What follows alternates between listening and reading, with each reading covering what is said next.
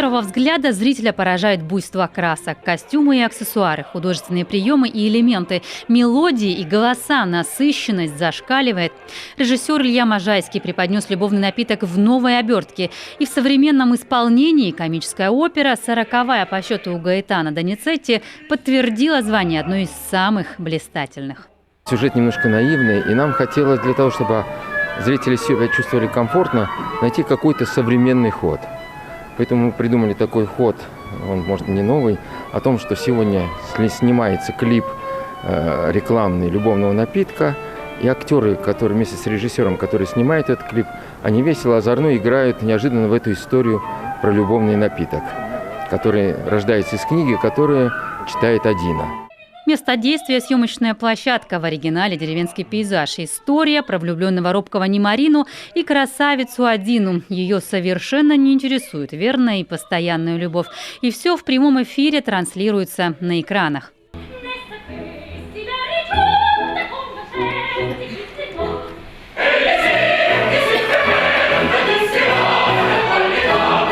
Для Анастасии Марараш это вторая опера Доницетти. Сначала была Нарина в Дон Паскуале, теперь Адина. В новом прочтении она девушка-кинозвезда. Постоянно в движении, 4 раза меняет костюмы. Ощущение невероятной легкости и энергии.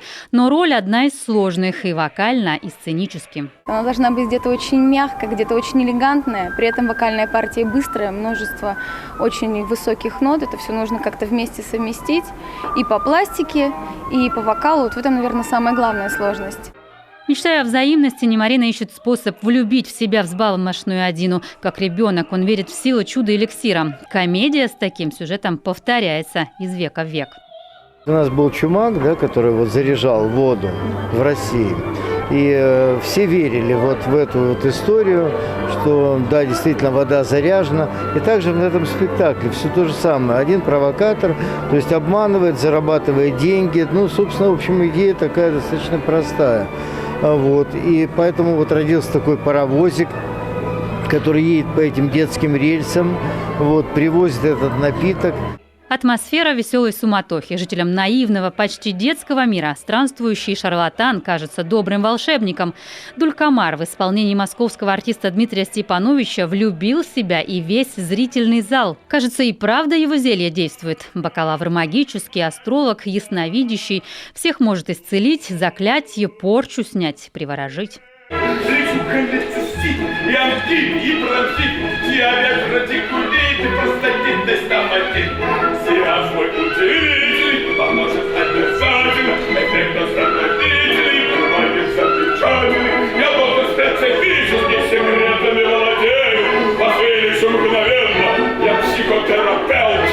Дмитрий Степанович эту роль играет 16 лет. Исполняет партию и на русском, и на итальянском. На сыктывкарской сцене он второй раз.